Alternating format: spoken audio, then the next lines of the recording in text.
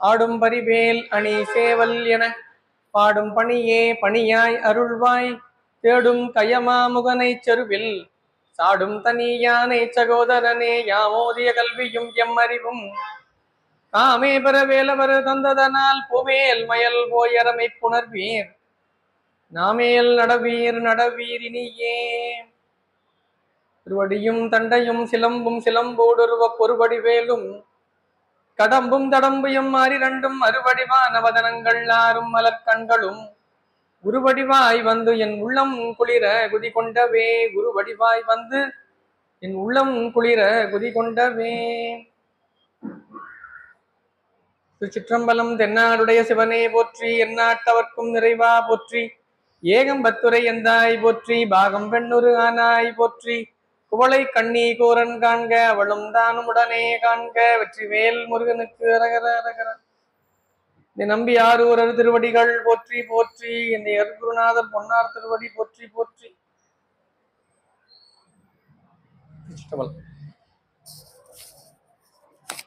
குருவரும் திருவருளும் முன்னிற்க மாதந்தோறும் நாம் தொடர்ந்து சிந்தித்து வருகின்ற நம்பி ஆரூரர் தேவாரம் ஆகிய திருப்பாட்டு 7ஆம் திருமுறை வரலாற்று முறையிலே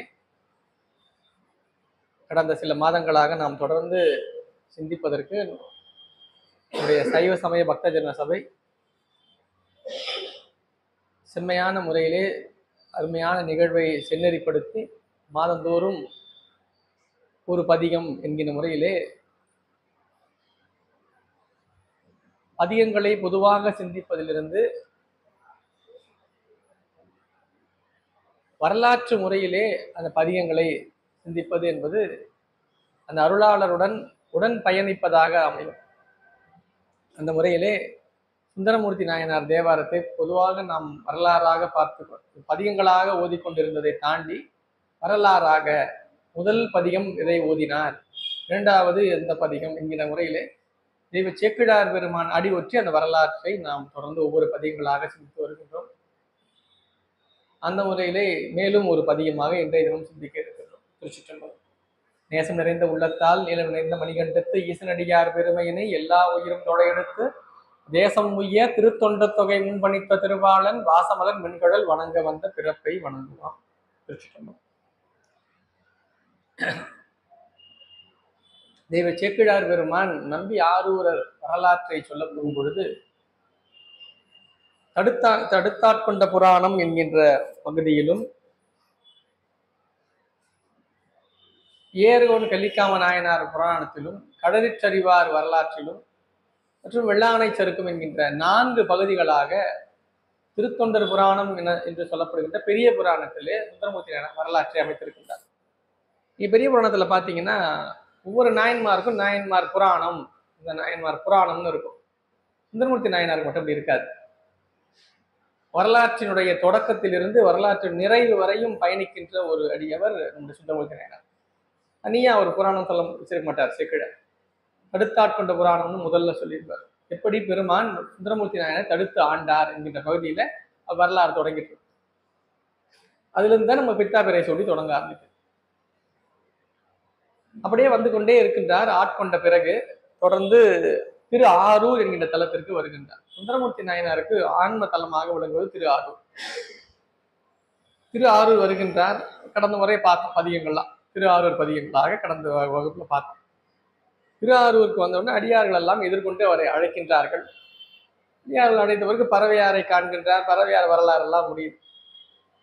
ஒரு நாள் திருக்கோவிலுக்கு செல்வதற்கு அவர் முற்படுகின்றார். இங்க திரு ஆரூர் திருக்கோவிலுக்கு செல்வதற்கு கிளம்புகின்றார்.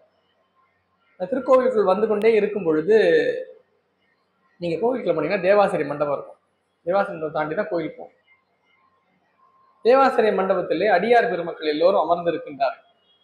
ரொம்ப அற்புதமான வரலாறு அந்த இடத்துல நமக்கு கிடைக்கும்.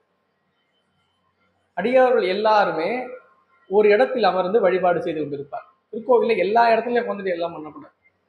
வழிபாடு செய்யறதுக்கு திருக்கூட்டமாக கூடி இருந்து வழிபாடு செய்யறதுன்னு ஒரு இடம் இருக்கும். அங்கதான். மற்ற இடங்கள்லாம் அடியார்கள்ல எல்லாரும் வந்து போயிட்டு இருப்பாங்க. அங்க வந்து நம்ம கும்பலா வந்துட்டு கோவிலுக்குள்ள எங்கேயாவது இருக்கிற இடத்துல எல்லாம் வந்துடக்கூடாது. அமைக்குன்னா நண்பர்கள் வந்து போயிட்டு இருப்பாங்க. பெருமானை வீதி உலா செய்வாங்க. அதுக்கு இடையூற நம்ம அங்கங்க போறோம். அதுக்குன்னு ஒரு இடம், அதாவது தேவாசிரிய மண்டபம் என்கின்ற மண்டபம். அடியார்கள் எல்லோரும் அங்கு இருக்கின்றார்கள். சுந்தரமூர்த்தி நாயனார் அந்த பகுதியை தாண்டி வருகின்றார். இந்த இடத்தை தாண்டி வரும்போது பார்க்கிறார் அடியார் கூட்டம். அடடா இவ்வளவு அருமையான அடியார் கூட்டம், இந்த திருக்கூட்டத்துல நாமும் என்னைக்கு ஒரு ஆளா இருக்கும்னு தெரியலையே அப்படின்னு நினைச்சுக்கிட்டே வந்துடுறாரு. அவர் நினைச்சுக்கிட்டே வந்துடுறாரு.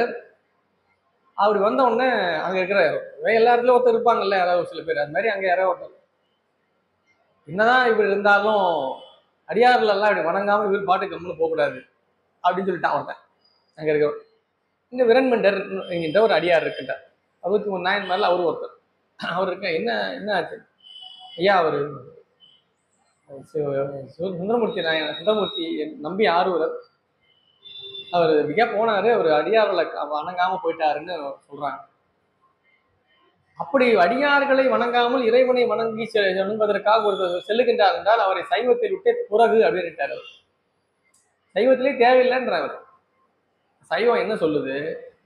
சிவபெருமானை வழிபாடு செய்வதற்கு முன்பாக நாம் அடியார்களை வழிபாடு செய்ய வேண்டும்.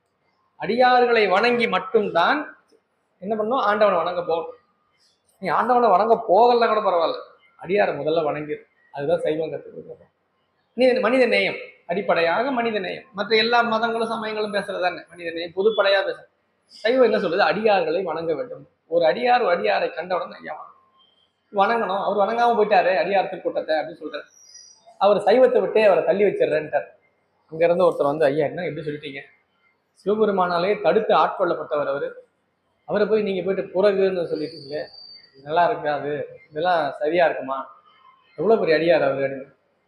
உடனே விரண்மண்டர் அப்படிதான் அப்போ அதை மாத்திடுவாங்க. என்னன்னா சிவபெருமானே சைவத்தை விட்டு தள்ளி வச்சிருவோன்ற, இப்படிப்பட்ட ஒரு அடியாரை எதுக்கு சைவத்தை வச்சிருக்கணும், அப்படி அது வச்சிருந்த சிவபெருமான் தான் அப்ப குற்றம். அவரை என்ன பண்ணுவோம், சைவத்தை விட்டு புறகுன்னு சொல்லிட்டார். சைவத்தை விட்டு சிவபெருமானே தள்ளி வச்சிடறேன்னு சொல்லிட்டார். சுந்தரமூர்த்தி நாயனார் உள்ள போயிட்டார். எங்க புற்றுடகுண்டநாதர் பெருமானை பார்க்க உள்ள போயிட்டார். சாமி உள்ள, என்ன சாமி இப்படி நடக்குது வெளியில, என்ன பண்றது? பெருமான் என்ன பதில் சொல்றாருன்றதுதான் வரலாற்று ரொம்ப முக்கியமான இடம். சாமி என்ன சொல்லணும், சரி உடுப்பா யாரோ ஏதாவது பேசிக்கிட்டு நம்ம பாட்டு மேலே பார்ப்போம் சொன்னாரா? இல்ல, சாமி என்ன சொன்னாருன்றதான் அடுத்த பதிகமே.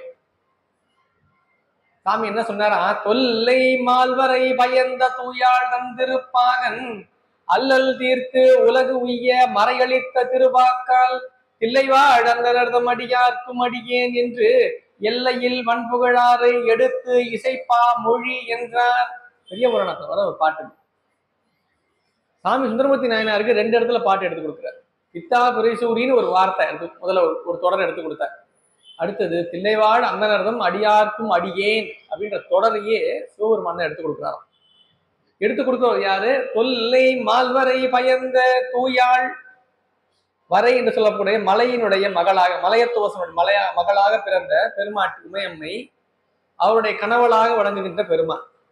தொல்லை மால்வரை பயந்த தூயாள் தன் திருப்பாகன் அல்லல் தீர்த்து உலகு உய்ய மறையளித்த திருவாக்கால். நமக்கு ஒவ்வொரு அன்பர் உயிர்களுக்கும் அருளப்பட்டது என்னன்னா மறை. வேதம் என்பது எல்லோருக்கும் உண்டு, எல்லோருக்கும் அதான் மறைன்னு சொல்லப்படும். மறையை யார் தந்தார் என்றால் பெருமான் தருகின்றான். வேதத்தை பெருமான் தான் தருகின்றான். அப்படி பெருமான் எதற்காக அந்த மறையை தருகின்றான் என்பதை அந்த தொடரிலேயே சொல்றார். வேதத்தை நமக்கு தந்தது யார்? பெருமான் தான். எதற்காக தந்தார்? அல்லல் தீர்த்து உலகு உய்ய மறையளித்த. மறையை தந்தவன் பெருமான் எதற்காக? உலகம் உய்ய வேண்டும் என்பதற்காக, நம்முடைய துன்பங்கள் நீங்க வேண்டும் என்பதற்காக. நமக்கான வேதம் நமக்கு என்ன? 12 திருமுறைகள் நம்முடைய வேதம். திருமுறைகளை நாம் ஓதுகின்றோம் என்றால் நமக்கு என்ன ஆகணும்? நம்முடைய துன்பங்கள் நீங்க வேண்டும், துன்பம் நீங்க வேண்டும். உலகு உய்ய அப்படின்னு சொல்லியிருப்பார். அல்லல் தீர்த்து உலகு உய்ய. உலகு உய்யன்னா என்ன? உலகுன்னா உய்ய போதா? உலகு ஜடமாச்சே. உலகு உய்யன்னா உலகத்தில் இருப்பவர்கள் உய்ய. அந்த ஊர் நல்லா இருக்கணும் சார் அப்படின்றோம். அந்த ஊர் நல்லா இருக்குன்னா ஊரை நல்லா இருக்கும், ஊர்ல இருக்கிறவங்க நல்லா இருக்கணும், அந்த ஊரே நல்லா இருக்கணும் அப்படின்னு சொன்னா என்ன அர்த்தம்? அந்த ஊர்ல இருக்கிறவங்களாம் நல்லா இருக்குன்னு அர்த்தம் இல்லையா? உலகு உய்யன்னா உலகத்தில் இருப்பவர் அனைவரும் உய்ய வேண்டும் என்பதற்காகவும் அவர்கள் துன்பம் நீங்க வேண்டும் என்பதற்காக பெருமான் மறையை தந்தான். அப்படி மறையளித்த பெருமான் என்ன சொன்னாரா? தில்லைவாழ் அந்தனர்தம் அடியார்க்கும் அடியேன் என்று எல்லையில் வன்புகழாரை எடுத்து இசைப்பா மொழி என்றார். புகழிலே இவர்களுக்கு எல்லையே கிடையாது. யாருக்கு? அடியார்களுக்கு அவருடைய புகழுக்கு எல்லையே கிடையாது. இவ்வளவுதான் புகழுக்கு உரியவர்கள் அடியார்களை சொல்ல முடியாது. எல்லையில் புகழ். அடியார்களுக்கு என்ன புகழா? எல்லையில் புகழ். அவருக்கு ஒரு இவ்வளவுதான் அளவு புகழ்னு கிடையாது. எல்லையில்லாத புகழை உடையவர்கள் அவர்கள். அவர்களை நீ இசையினால் பாடு அப்படின்னு சொன்னாராம். இசைப்பா மொழி என்றார். சேக்கிழார் சொல்றாரு. சாமி சொன்னாரு, என்ன சொன்னாரு? இல்லைவாழ் அந்த நிறதும் அடியாருக்கும் அடியேன்னு பாடு அப்படின்னு சொல்லிட்டாராம். யார பாடு? அடியார்களை பாடுன்னு சொன்னார். சுந்தரமூர்த்தி நாயனார் உடனே சிரத்தின் மீது கரத்தை கூப்பி இந்த திருக்கூட்டத்தை நேராக போனாராம். பெருமான் சொன்ன அடுத்த கணமே என்ன பண்ணாராம்? நேரா தேவாசிரி மண்டபம் போயிட்டார். தேவாசிரி மண்டபத்தை கண்டு அடியார் திருக்கூட்டத்தை கண்டு வணங்கினாராம். எப்படி பார்த்தாரா? கிட்ட பார்த்தாரா? இல்ல, அவங்க தூரமா இருந்தாங்க. சேக்கிழார் அது அப்படியே பதிவு பண்றார். தூரத்தே திருக்கூட்டம் பலமுறையால் தொழுது அன்பு சேர தாழ்ந்து எழுந்து அருகு சென்று எய்தி. கிட்ட இப்பதான் கிட்ட போற. தூரத்தே திருக்கூட்டம் பலமுறையால் தொழுது. அடியார்களை பார்த்தவொடனே வணங்கிட்டோமா, போனோமா?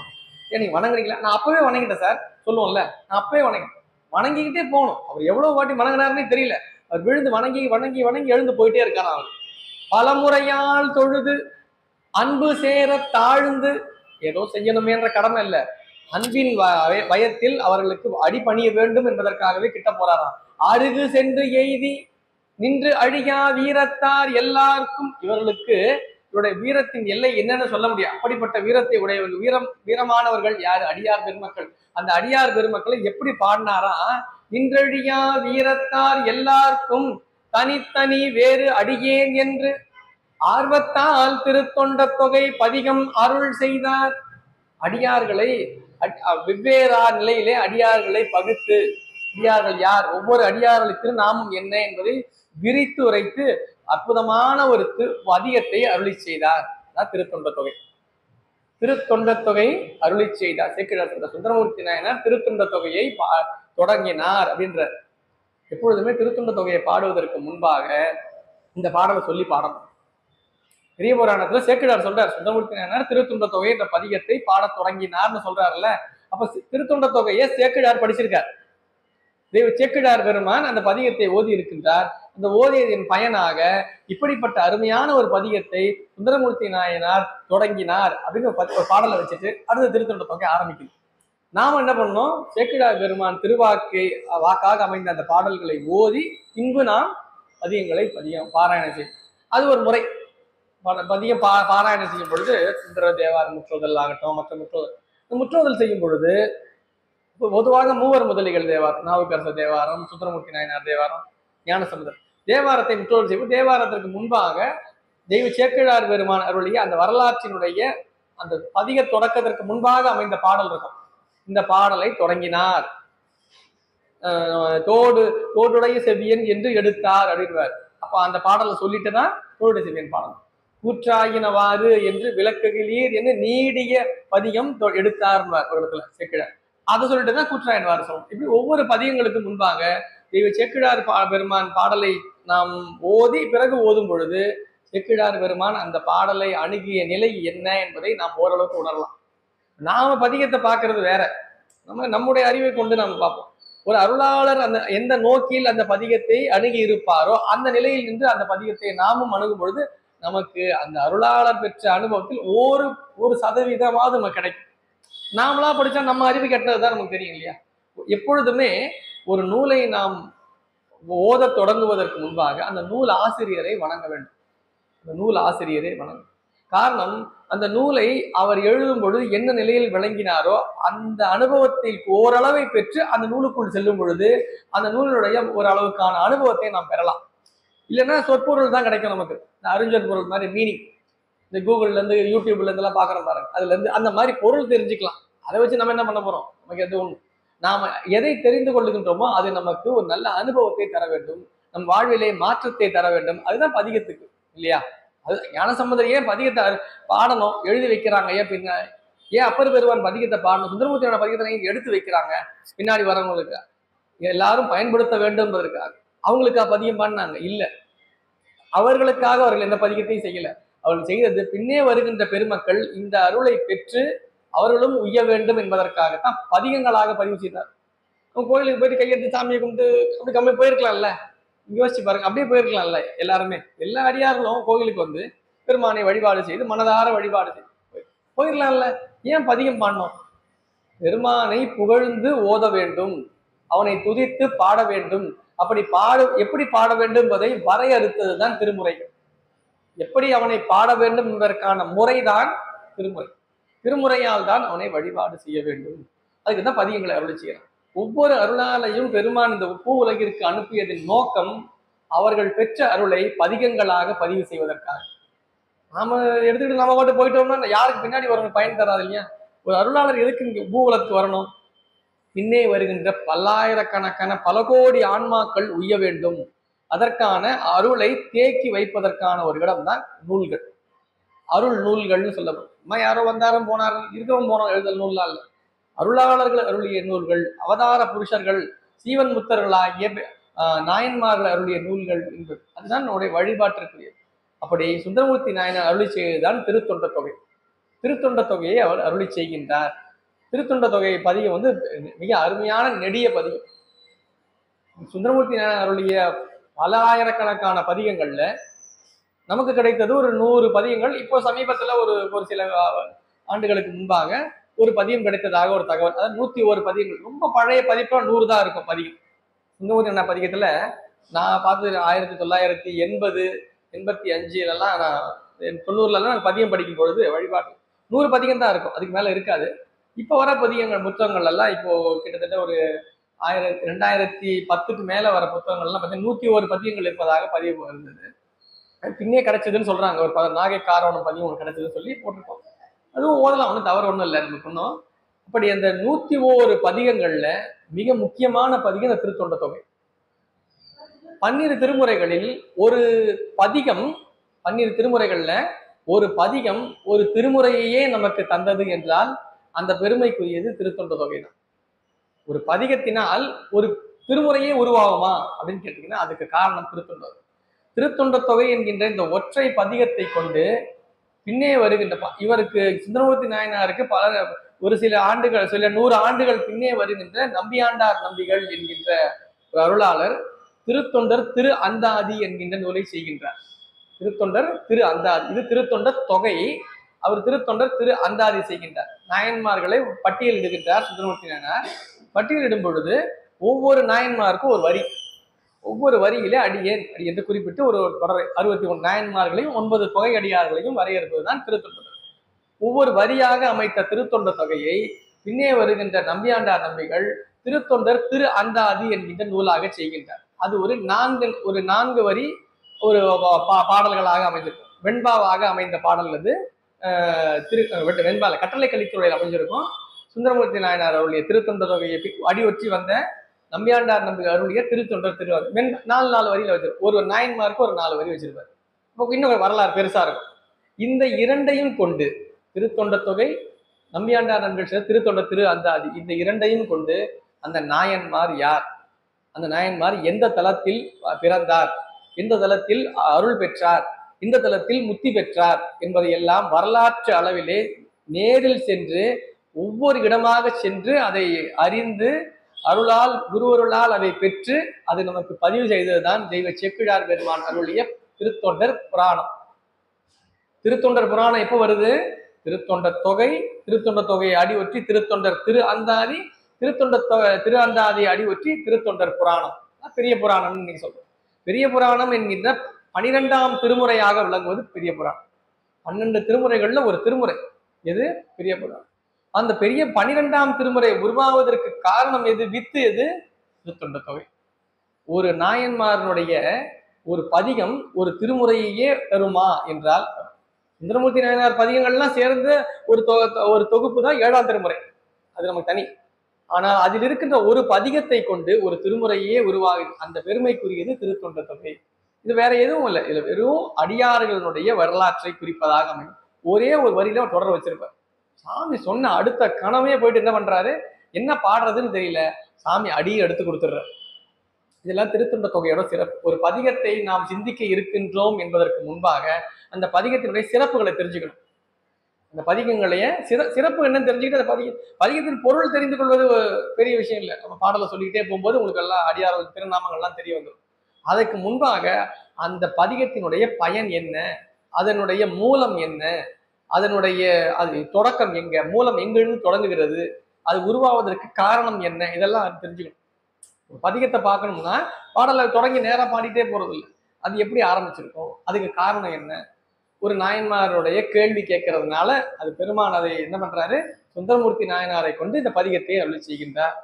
சேக்கிழார் ஒரு இடத்துல என்ன குறிப்பிடுறாரு, சுந்தரமூர்த்தி நாயனாருடைய வரலாற்றின் நோக்கமே என்ன என்றால் இந்த உலகிற்கு திருத்தொண்ட தொகையை தர வேண்டும் என்பதற்காகவே அவர் பிறப்பு அமைந்ததுன்னு சொல்றார். சுந்தரமூர்த்தி நாயனார் திருத்தொண்ட தொகைன்ற நூலை தரத்துக்காகவே தான் இந்த பிறப்பை அமைச்சார்.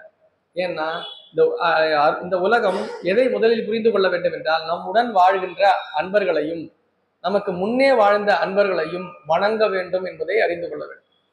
நம்ம நினைச்சிட்டு இருக்கோம் எல்லா கோயிலுக்கு போய் சாமி கும்பிட்டா போதும்னு நினைச்சிட்டு இருக்கோம். இல்ல, சைவம் அப்படி சொல்லல. சைவம் என்ன சொல்ல, அடியார்களை வணங்குங்கள், முதல்ல அடியார் திருக்கூட்டம், அதற்கு பிறகுதான் இறைவன். அதற்கும் அடுத்த நிலையில சொல்லப்படுவதுதான் குரு.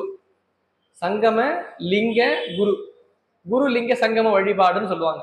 சைவம் காட்டுகின்ற 3 நெறி என்ன, குரு லிங்க சங்கம். சங்கம வழிபாடு எல்லோருக்குமா, எல்லோரும் அடியார்களை பார்க்கலாம், அடியார்களை கண்டவுடன் வணங்கலாம். ரொம்ப எளிமையான முறையிலே பெருமானை நெருங்குவதற்கான வழி என்ன, அடியார் திருக்கூட்டம். இந்த அடியார் திருக்கூட்டத்தோடவே நாளும் இருக்க இருக்க இருக்க நமக்கு பெருமான் வழிபாடு, இறை வழிபாடு ஆகிய லிங்கமூர்த்த வழிபாடு அதுக்கு அடுத்த நிலைக்கு வரும். இந்த 2 நிலையினுடைய அடுத்த நிலைதான் குரு வழிபாடு. இறைவனை குருவாக வழிபடுதல். நமக்கு இறைவன் குருநாதராக, அருகுருநாதராக மானுட சட்டை தாங்கி நமக்கு முன்னே எழுந்தருளி மனிதனாக வந்து நமக்கு ஞானத்தை உபதேசிப்பார். எல்லாருக்கும் இல்ல, பக்குவம் உடைய ஆன்மாக்களுக்கு இறைவன் மானுட சட்டை தாங்கி குருநாதரா வருவார். எல்லாருக்கும் சாமி குருநாதரா வர்றதில்லை. இந்த ஆன்மா தன்னை பெருமான் நெறிப்படுத்த வேண்டும், உடனாக இருந்து தன்னை நெறிப்படுத்தி கொண்டே இருக்க வேண்டும், தன்னுடைய வினைகளை எல்லாம் கழிக்க வேண்டும், நிறைவாக அவன் திருவடி பேற்றை பெற வேண்டும் என்கின்ற உண்மையான எண்ணத்தில் விளங்குகிறதோ அந்த ஆன்மாக்களுக்கு இறைவன் மானுட சட்டை தாங்கி மானுட ரூபத்தில் மனிதனாக எழுந்தருளி அற்புருநாதராக, நீங்க நிறைய பார்க்கணும் இல்லையா, நிறைய குருநாதர் என்று நிறைய மக்களை பார்க்கிறோம், நிறைய பெருமக்களை பார்க்கிறோம். ஞானாசிரியர்களாக, அருக்குருநாதராக, அவர்களெல்லாம் யாருன்னா மானுட சட்டை தாங்கி சிவம். அவர்களெல்லாம் யாரு, நடமாடும் சிவம். திருமூல சொன்ன அவர்களெல்லாம் நடமாடும் சிவம். நமக்காக மானுட சட்டை தாங்கி இந்த பூ உலகில் எழுந்தருளி இருக்கின்றார். ஒவ்வொரு ஆன்மாவுக்கும் குருநாதர் வாய்ப்பார். நாம போய் குருநாதரை தேர்ந்தெடுக்கலாம் முடியாது. நிறைய பேர் நான் அவரை குருநாதரா வச்சிருக்கேங்க ஐயா, நான் தான் அவரை குருநாதரா நான் அவரை வழிபாடு செஞ்சுட்டு இருக்கேன். நாமெல்லாம் யாரையும் பண்ண முடியாது. நமக்கு குருநாதர் வாய்ப்பார். தாய் தந்தையர் நாம தேர்ந்தெடுத்தோம். நான் இவங்களதான் எங்க அப்பாவா வச்சிருக்கேன், நான் இவரை தான் எங்க அம்மா வச்சு சொல்ல முடியுமா? அதெல்லாம் வாய்க்க. அது போல குருவும் வாய்ப்பார் நமக்கு. நம்மை தேடி வருவார் குருநாதர். குருநாதர் யாரு, நம்மை தேடி வருபவர், நமக்கான ஞானத்தை உபதேசிப்பவர் குருநாதரா நமக்கு விளங்குவார். நம்முடைய துன்பங்களை நீக்குவதாக விளங்குவார். அவருக்கு மேல் வேறு எவராலும் அதை செய்ய முடியலார். அவர் தான் குருநாதர். அவரால் மட்டுமே செய்யக்கூடியது. அந்த ஆன்மாவுடைய துன்பங்களை எல்லாம் நீக்கக்கூடிய நிலை யாருக்கு இருக்குன்னா, இந்த குரு வழிபாடு யார் நம்முடைய நெறியில பார்க்கலாம்னா மணிவாசக பெருமான். மணிவாசக பெருமான் குரு சீடர் வழிபாடு நிலையில இருந்து நமக்கு அந்த நெறியை உணர்த்தியவர் மணிவாசக பெருமான். இப்போ குருவாக எழுந்தொரு நிலைக்கு போகணும்னா அடிப்படையா விளங்குவதுன்னு அடியார் கூட்டம். முதல்ல எல்லா அடியார் கூட்டத்தோட இருக்க வேண்டும். தனி வழிபாடு என்பது சைவம் சொல்லலை. எப்பொழுதுமே என்னன்னா திருக்கூட்டமாக வழிபாடு செய்ய வேண்டும். அதை உணர்த்துவதற்காகவே சுந்தரமூர்த்தி நாயனாரை கொண்டு பெருமான் திருத்தொண்ட தொகையை அருளி செய்கின்றார். அதான் திருத்தொண்ட தொகையோட நோக்கமே. 63 நாயன்மார்களுடைய பேரெல்லாம் ஒன்னாக்கணும்ன்றது எண்ணம் கிடையாது. எப்படி நினைச்சிக்க போறீங்க? நிறைய பேர் அப்படிதான் நினைச்சுக்கிட்டாங்க, நாயன்மார்கள் எல்லாம் ஒன்னாக்கிட்டாங்க. அப்படி இல்லை, அடியார்களை வணங்க வேண்டும். நமக்கு முன்னே வாழ்ந்த அடியார்களை வணங்க வேண்டும். அது திருத்தொண்ட தொகை. அந்த பதிகத்தை ஓதிய பயன் என்ன? நமக்கு முன்னே காண்கின்ற அடியார் பெருமக்களை கண்டவுடன் வணங்கும். திருநீர் இட்டிருக்காரா, கண்டத்துல கண்டமணி போட்டிருக்காரா, சிவநாமங்களையே சிவபெருமானை பற்றியே பேசிக் கொண்டிருக்கின்றாரா, அவரை கண்டவுடன் வணங்கணும். அப்படி ஐயா அவர் என்னைக்கு வந்தாரு, அவர் இப்பதாங்க ஐயா கோயிலுக்கு வந்தார். ரொம்ப நாளாலாம் சாமி கும்பிடலங்க, இப்பதான் 1 வாரம் 10 நாளா தான் கோயிலுக்கு வந்து போயிட்டு இருக்கேன். அவரை நீங்க ஒன்றும் பெருசா நினைக்க வேண்டாம் அப்படிலாம் சொல்லக்கூடாது. பல பேர் என்கிட்ட கேட்பாங்க, அவங்களாம் ரொம்ப பெரிய அடியார்லாம் இல்லைங்க ஐயா, இப்பதான் கொஞ்ச நாளைக்கு இப்படி தான் வந்தாங்க. நமக்கு அப்படிலாம் தெரியாது. அவர் இப்பதான் வந்தாருன்றது யாருக்கு தெரியும்? இன்னைக்கு பாக்குறதுனால அவர் இன்னைக்கே வந்திருப்பார், அவர் என்னைக்கே வந்திருப்பார். நமக்கு இன்னைக்கு தான் தெரிஞ்சிருப்பார், வேற ஏதோ நிலையில இருந்திருப்பாரு, நமக்கு தெரியாது இல்லையா? நாம செய்ய வேண்டியது என்ன? நமக்கு ஒவ்வொருத்தரை பற்றி ஆய்வு பண்ணி, இவர் ரொம்ப பழைய அடியாரா, இவர் உண்மையான அடியாரா, இவர் உண்மையா தான் சாமி கும்பிட்றாரா, சும்மா ஏமாத்துறாரா, இதெல்லாம் நம்ம பாக்குறதுக்காக நமக்கு கொடுத்துருக்காரு வேலையா சாமி. அடியார்களை கூடும் அன்பினில் கும்பிடலே அன்றி வீடும் வேண்டா விரல் விளங்கினார் நரசிப்பிடம். பார்க்கும்போது என்ன பண்ணணும்? அடியார்களை வணங்க வேண்டும். அவர் நம்மளை திருப்பி வணங்குறாரா, அது கூட அவசியம் இல்லை. என்கிட்ட சில பேர் கேட்பாங்க, ஐயா நான் வணங்கணுங்க ஐயா, அவர் வணங்காம போயிட்டார். அது நமக்கு தேவையில்லை, நாம வணங்கணும் அவ்வளவுதான். ஏன்? ஒரு அடியவரை கண்டவுடன் ஒரு அடியார் வணங்க வேண்டும். ஏன் வணங்க வேண்டும்? ஏன் வணங்க வேண்டும் என்றால், ஒவ்வொரு ஆன்மாவிலும் இறைவன் உரைகின்றான். இறைவன் இல்லாத உயிரிலே கிடையாது. எல்லா உயிரிலும் இறைவன் கலந்து விளங்குகின்றான். ஏகனாக அவன் பொதுவாக விளங்குகின்றான், அநேகனாக உயிரில் விளங்குகின்றான். ஏகனாக உயிர்களுக்கு அருள் புரியும் பொருட்டு ஏகனாக விளங்குகின்றான். உயிர்களை காக்கும் பொருட்டு ஒவ்வொரு உயிரினும் விளங்குகின்றான். மணிவாசல் ஒரே வரியில ஏகன் அநேகன் இறைவன் அடி வாழ்க. அநேகன்னா என்ன பொருள்? நிறையன்னு கிடையாது. அநேகன்னா எல்லா உயிர்களிலும் அவன் கலந்து விளங்குகின்றான். இப்போ எல்லா உயிர்களும் பெருமான் கலந்து விளங்குகின்றான் என்றால், ஒரு அடியவரை காணும்போது என்ன பண்ண? வணங்கிடணும். அவர் வேற மதம் வேற சமயம் வணங்கிடு, அவ்வளவு. அந்த அந்த ஆன்மாவில் இறைவன் உரைகின்றான். அது நமக்கு தெரியணும். நமக்கு அது எப்ப தெரியும்னா, நம்முடைய ஆன்மா பக்குவப்பட ஒவ்வொரு ஆன்மாவிலும் இறைவன் உரைகின்றான். இப்ப பார்த்தோட என்ன பண்ணுவோம்? நம்ம எடுத்து வணங்கிடும். அவர் பழைய அடியாரா புது அடியாரா, சாமி புது சாமி பழைய சாமி ஏதாவது இருக்கு அது மாதிரி. அந்த ரொம்ப பழைய சாமி சார் அது, அப்படி கும்பிடாம இருப்போம் நம்ம. அப்படிலாம் கிடையாது இல்ல. ஒரு இப்பதான் புதுசா கண்டுபிடிச்சிருக்காங்க ஒரு சாமி அப்படிக்காக இருப்போமா? அந்த கோயில் இப்பதான் சார் கட்டினாரு, அந்த கோயில் நான் போறதே இல்லை சொல்லுவோமா? எப்ப கட்டினாருன்னா இன்னேற்று கும்பாபிஷேகம் இருக்கும், ஒரு நல்ல பொருள் வசதியோடு இருப்பார். அந்த இடத்துல இந்த கோயில் இருக்காது, ஒரு திருக்கோயில் அமைக்க வேணும்னு அவருக்கு ஒரு திருக்குறிப்பு வந்திருக்கும். அதனால ஒரு திருக்கோயில் அமைப்பார், ஒரு குடமுழுக்கு செய்வாரு, அங்க வழிபாடுகள்லாம் செய்வாரு. இந்த கோயில் போன வாரம் தான் சார் கட்டினாங்க, நம்ம எதுக்கு போகணும் தான் போகணும், நாங்க ரொம்ப பழைய கோயிலுக்கு தான் போகணும்னு சொல்லுவோமா? இல்ல இல்ல. எந்த கோவிலாக இருந்தாலும் அந்த கோவிலை பெருமான் இறை சக்தியை கொண்டு அது குடமுழுக்கு செய்து பெருமானை அங்கு ஆவாகனம் செய்திருக்கின்றார்கள் என்றால் நாம் என்ன பண்ணணும்? அந்த திருக்கோயிலை வழிபாடு செய்யணும்ல. அது போலத்தான் நேற்று வந்தாலும் அவரையும் நாம் வழிபாடு செய்ய வேண்டும், அவரையும் வணங்க வேண்டும். அவரை வணங்குவதற்கு போயிட்டு என்ன சார் அவர் நேற்று தான் வந்தாரு, அவரை போய் வழிபாடு செய்யணுமான்னு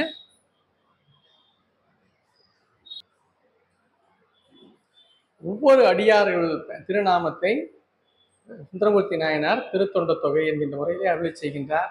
அடியார்களை வணங்க வேண்டும். இந்த அடியார்கள் பழைய அடியார்கள் மட்டுமல்ல, நம்முடன் வாழ்கின்ற அடியார்களையும் நாம். அடியார் வழிபாடுன்னா நாயன்மார்ல வழிபாடு செய்வது மட்டுமல்ல, நம்முடைய வாழ்ந்து கொண்டிருக்கின்ற சக அடியார்களையும் வழிபாடு. சுந்தரமூர்த்தி நாயனார் என்ன பண்ணாரு? என்னைக்கோ வாழ்ந்தவங்களையா வழிபாடு செஞ்சார்? இல்ல, அன்னைக்கு அவரோட உடனாக இருந்த திறன்மிண்டர் மற்ற அடியார்கள் எல்லோரும் வரலாற்றின் பேரையும் குறிப்பிடுறாரு.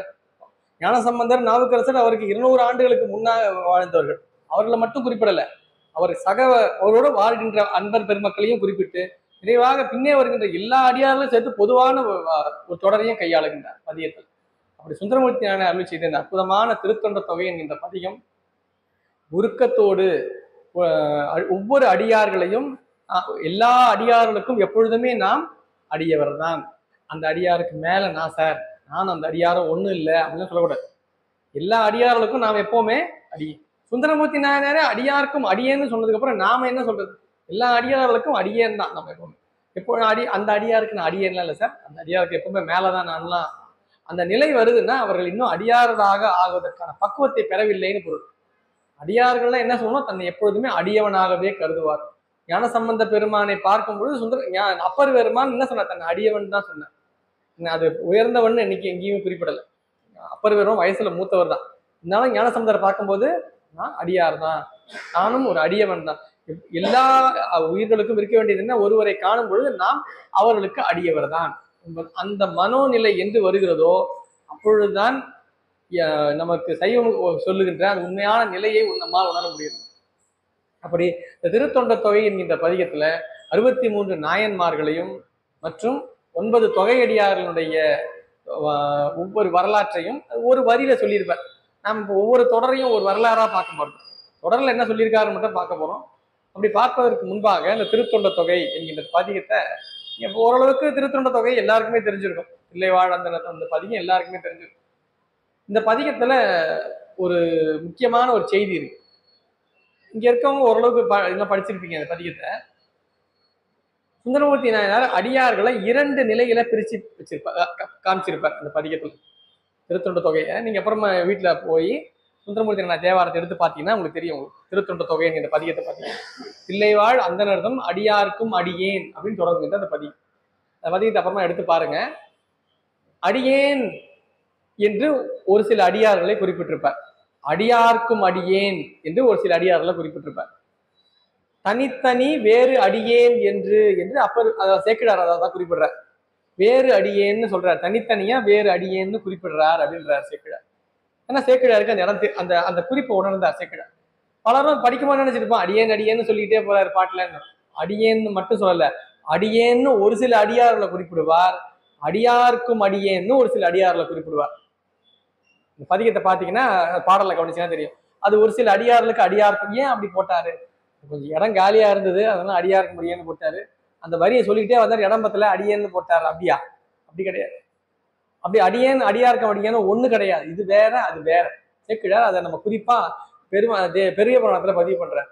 அவர் வேற அடியேன் அடியார்க்கும் அடியேன்னு வேறா குறிப்பிடுறாரு. அது என்னன்னு கவனமா பாருங்க அப்படின்னு சொல்றாரு. நாம பாடலை பார்க்கும் பொழுது பாடல்ல கூர்ந்து கவனிக்க வேண்டிய இடங்கள்லாம் என்னன்னா, தில்லைவாழ் அந்தனர்தம் அடியார்க்கும் அடியேன், திருநீலகண்டத்து குயவனார்க்கு அடியேன். முதல்ல அடியார்க்கு அடியேன் சொன்னாரா, அடியேன்னு சொல்லியிருப்பார். அடுத்து அடியார்க்கும் அடியேன் என்பது வேறு, அடியேன் என்பது வேறு. வேறுன்னா நீங்க ஏதோ வேற, அதாவது மொத்தமாவே வேற, இது வேற அது வேற. அடியார்க்கும் அடியேன் தொடருக்கான பொருள் வேற, அடியேன் தொடர். அடியேன் என்றால் நான் எப்பொழுதுமே அடியவன், அடிமைதான். நான் எப்பொழுதுமே அடிமைதான், அடியேன். அப்படி குறிப்பிடுவது என்ன, நான் எப்பொழுதுமே தங்களுக்கு அடிமை, அதான் அடியேன். இந்த அடியார்க்கும் அடியேன் அப்படின்னா ஒரு நாயன்மார் திருநாமத்தை சொல்லி அவர் அடியார்க்கும் அடியேன்னா அந்த நாயன்மாருக்கு மட்டும் நான் அடியேன் அல்ல, அந்த நாயன்மாரை பின்பற்றி வேறு ஒருவர் வருவார் இல்லையா, அவருக்கும் அடியேன். அவரை பின்பற்றி இன்னொரு வருவார் இல்லையா, அவருக்கும் நான் அடியேன். அவரை பின்பற்றி இன்னொரு வருவார் இல்லையா, அப்படி வந்துகிட்டே இருப்பார் இல்லையா. அந்த அடியாரை ஒட்டி இன்னொருத்தர் வந்துகிட்டே இருப்பார். அவர் மாதிரியே இவரும் வழிபாடு செய்யறார், அவர் மாதிரியே இவர் பணி செய்கிறாருன்னு அவரை ஒட்டி பின்னாடி வந்துகிட்டே இருப்பார். அப்படி வருகின்ற ஒவ்வொரு அடியாருக்கும் நான் அடியேன், அதான் அடியாருக்கும் அடியேன். அப்பனா அந்த அடியாருடைய செய்கையை பின்பற்றி இன்னொருவர் செய்கின்றார். ஒரு அடியார் சாப்பாடு போடுறாருன்னு வச்சுப்போம், சாப்பாடு போடுற ஒரு அடியார், அவரை பார்த்து என்ன பண்ணுவார், அவர் மாதிரியே சாப்பாடு போடுறது. கொஞ்சம் காலத்துக்கு அப்புறம் இன்னொருத்தர் வந்தார், அவரை மாதிரியே இவரு சாப்பாடு போடுறாரு. அவரை மாதிரி இந்த 2வது வந்தார் இல்லையா, அவரை மாதிரியே பார்த்து இன்னொருத்தர் வந்தார், அவர் அடி வச்சு. அவர் வந்துகிட்டே இருப்பாங்க சாப்பாடு, அவர் அடி வச்சு அடி வந்துகிட்டே இருப்பாங்க. எத்தனை பேர் வருவாங்க தெரியும். வருகின்ற அனைத்து அடியாருக்கும் அடியேன். அவர் அந்த வழியிலே வருகின்ற ஒவ்வொரு அடியாருக்கும் நான் அடியேன்னு குறிப்பிடுறார். இதுல என்ன, ஏன் இதை இப்படி சுந்தரமூர்த்தி அடியேன் அடியாருக்கு ஏன் பிரிக்கணும், அதை போயிட்டு ஒரே மாதிரியே சொல்லியிருக்கலாமே அப்படின்னா, அதில் தான் அந்த குறிப்பு நமக்கு இருக்கிறார் சுந்தரமூர்த்தி நாயனார். சேக்கிழார் உணர்ந்த இடம் அந்த இடம் தான் என்னன்னு பார்க்கணும். இந்த அடியார்க்கும் அடியேன் என்கின்ற அடியார்களை நாம் பின்பற்றலாம். அவர் சாப்பாடு போட்டிருப்பார், எல்லாருக்கும் சாப்பாடு, வரவர்களுக்கு எல்லாம் ஏதாவது பொண்ணும் பொருளும் கொடுத்துருப்பார். நம்மளும் கொடுக்கலாம்ல, அந்த மாதிரி நம்ம கையில பொண்ணு இருந்தா கொடுக்க போறோம். தானியங்களை தந்திருப்பார், அடியார்களை வணங்கி இருப்பார் அந்த நாயன்மார்.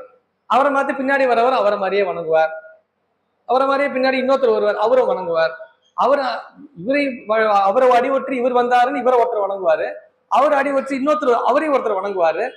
ஏன்னா அவரு அடிவற்றி இப்படிதான் அடியார்களை வணங்க வேண்டும் என்பதை தெரிந்து கொண்டு ஒவ்வொருத்தரா வழிபாடு செய்து கொண்டே வருவார்கள். அப்ப அந்த அடியாரை நாம் பின்பற்றலாம், அந்த அடியாருடைய செய்கையை நாம் பின்பற்றலாம். சில அடியார்களுக்கு அடியேன்னு போட்டிருப்பார், அதை குறிப்பா கவனிக்கணும். அந்த அடியாருடைய செய்கையை யாரும் பின்பற்ற வேண்டிய அவசியம் இல்லை, அதே போல நானும் செய்கிறேன்னு இறங்க வேண்டிய அவசியம் இல்லைன்னு அர்த்தம். சுந்தரமூர்த்தி நாயனார் என்ன சொல்றாரு, அவர்களுக்கு நான் அடியேன், அவ்வளவுதான். இத வரலாறு கண்ணப்பருக்கு சொல்லுமோ அடியேன்னு சொல்லுவார். கண்ணப்பர் என்ன பண்ணாரு, கண்ணை கொடுத்தாரு. நானும் கண்ணை கொடுக்குறேன்னு யாரும் போக வேண்டாம், நானும் அவருக்கு அடியவர்களா இருங்க, அவ்வளவுதான், முடிஞ்சு போச்சு. அவரை மாதிரியே செய்யணும்னு இன்னொருத்தர் வரணும், வழி வழியா வந்துகிட்டே போகணும்னு அவசியம் கிடையாது. இளையாந்தன் குடிமாறன் அடியாருக்கும் அடியேன்னு போட்டிருப்பார். இளையான் குடிமாறன் என்ன பண்ணாரு, சாப்பாடு போட்டார். எல்லாரும் சாப்பாடு போடுறது, அவரை மாதிரி பின்னாடி இன்னும் எத்தனையோ பேர் வழி வழியா காலங்காலமா சாப்பாடு போட்டுட்டே வர குடும்பம் இருக்கும். எங்க தாத்தா போட்டாரு, எங்க தாத்தாக்கு தாத்தா கூட சாப்பாடு போட்டாரு சார், எங்க தாத்தாவும் சாப்பாடு, எங்க அப்பாவும் சாப்பாடு, நானும் சாப்பாடு போடுவேன் எல்லாருக்கும், பின்னாடி வரவங்களும் சாப்பாடு, இப்படியே வழி ஒற்றி வரலாம். அந்த செய்கை பின்பற்றுதலுக்கு உரியது. ஒரு அடியார ஒருத்தர் வணங்குறாங்க, அந்த அது பின்பற்றுதலுக்கு உரியது. திருக்கோயிலுக்கு தினமும் திருக்கோயிலுக்கு சென்று பெருமானை வழிபாடு செய்வார். அவரை மாதிரியே பின்னாடி வர அடியார் இன்னொருத்தர் அவரை மாதிரியே வழிபாடு செய்வார். அவரை மாதிரியே அடி ஒற்றி இன்னொருத்தர் ஒரு வழிபாடு.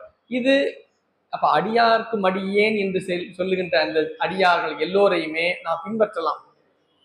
அடியேன் என்கின்ற அடியார்களை நீங்கள் வழிபடலாமே தவிர பின்பற்ற முடியாது. அடுத்தது பாருங்க, இப்ப தில்லைவாழ் அந்தனர் இன்னைக்கு முழுமையான பதிகத்தை நம்மளால பார்க்க முடியாது, ஏன்னா நேரம் நமக்கு கம்மியா இருக்கு. திருத்தொண்ட தொகை பதிகம் என்னன்னு பார்க்கணும். முதல்ல பதிகத்தினுடைய பெருமை என்னன்னு தெரியாம பதிகத்துக்குள்ள போறது நமக்கு முழுமையான அனுபவம் தராது இல்லையா? அதனால பதிக பெருமைகளாக முதல்ல இவ்வளவு தூரம் எடுத்துட்டு வந்து ஒரு சில பதிய பாடல்களை பார்ப்போம், மீதவர்கிட்ட பார்க்கலாம். தொடர்ந்து நம்ம அடுத்த மாதம் தொடர்ந்து சிந்திப்போம். முதல்ல தொடங்குறார், தில்லைவாழ் அந்தனர்தம் அடியார்க்கும் அடியேன் என்று முதல் பாடல் சொல்ற. திருநீல கண்டத்து குயவனார்க்கு அடியேன். முதல்ல என்ன, தில்லைவாழ் அந்தனர்கள். தில்லைவாழ் அந்தனர்கள் அன்னைக்கு கொஞ்சம் பேர் இருந்திருப்பாங்க, அவங்கள ஒட்டி அவங்களுடைய வழி அன்பர்கள் வந்திருப்பாங்க, அவருடைய மகன்கள், அவர்களை அடி ஒற்றி இன்னொருத்தர் வந்திருப்பாங்க. இன்னைக்கு கூட தில்லைவாழ் அந்தனர் இருக்காங்கன்றாங்க இல்லையா? இல்லையில இன்றைக்கும் தில்லைவாழ் அந்தனர்கள் இன்னும் வாழ்ந்து கொண்டிருக்கின்றார்கள். அப்ப வழியா வந்துகிட்டே இருக்காங்க. இப்ப வழியா வந்துட்டு இருக்க எத்தனை அந்தனர்கள் வந்திருப்பாங்க? எல்லாருக்கும் அடியேன். சுந்தரமூர்த்தி சொல்றாரு, எல்லோருக்கும் நான் அடியேன். தில்லைவாழ் அந்தனர்தம் அடியாருக்கும் அடியேன். அந்த வழியில் வருகின்ற அடியார்கள் எல்லோருக்குமே நான் அடியேன். அந்த வழியாக வருகின்ற அடியார்கள் இன்னும் வந்து கொண்டே இருப்பார்கள். அப்படி வருகின்ற எல்லா அடியார்களுக்கும் நான் அடியேன். அப்படின்னா அவரை பின்பற்றி வந்துகிட்டே அந்த அந்த அந்த பரம்பரை என்பது, அந்த சந்தானம் என்பது தொடர்ந்து கொண்டே விளங்குகிறது. ஒருவரை ஒற்றி பின்பற்றி இறைவனை தொடர்ந்து வழிபாடு செய்வது. தில்லைவாழந்தனர் என்ன பண்றாங்க? தில்லையில் இருக்கின்ற கூத்தபிரானை நாளும் வழிபாடு செய்தல், அதுதான் அவங்களுடைய பணி இல்லையா? தில்லைவாழந்தனர் பணி என்ன? பெருமானை நாளும் வழிபாடு செய்தல். அவர்கள் அடி ஒற்றி பின்னே வந்து கொண்டே இருக்கின்றார்கள் அன்பர்கள். இன்றைக்கும் வந்து கொண்டே இருக்கு, இன்னும் பல காலம் தொடர்ந்து கொண்டே இருப்பார். அப்படி வருகின்ற ஒவ்வொரு அடியாருக்கும் நான் அடியேன் என்று குறிப்பிடுகின்றார். அதான் தில்லைவாழ் அந்தனர்தம் அடியாருக்கும் அடி. அடுத்தது திருநீல கண்டத்து குயவனார்க்கு அடியேன். அடுத்தது திருநீல கண்டத்து குயவனார். ஏன் திருநீல கண்டத்து குயவனார்னு குறிப்பிடுறாருன்னு பார்க்கணும். திருத்தொண்ட தொகையை தொடங்கும் போது என்ன சொல்றாரு? முதல் வரலாற்றுல நம்முடைய முதல் பதிகம் நாயன்மாருடைய பெயராக அமைக்கப்பட்ட பதிகம் யாருதுன்னா, முதல் பதிகம் நம்முடைய திருநீலகண்ட நாயனார் தான். அதுக்கு முன்னாடி தில்லைவாழந்தனர்னு சொன்னது ஒருத்தர் இல்ல, தொகை அடியார்கள். அவர்கள் தொகை அடியார்கள் நிறைய பேர். தில்லைவாழந்தனர் ஒரு அன்பர் இல்லை, தில்லைவாழந்தனர் ஒரு பெரிய கூட்டம். அவர் கூட்டமாக சொல்கின்ற அடியார்கள் கொஞ்சம் பேரை சொல்லுவார் சுந்தரமூர்த்தி என்ன, தனியா சொல்கின்ற அடியார்களா வச்சிருப்பாங்க. 63 பேர் தனி. இன்னும் சொல்ல போனா சுந்தரமூர்த்தி நாயனார் திருத்தொண்ட தொகையில் பதிவு செய்த நாயன்மாருடைய திருநாமம் 60 தான், 63 இல்லை.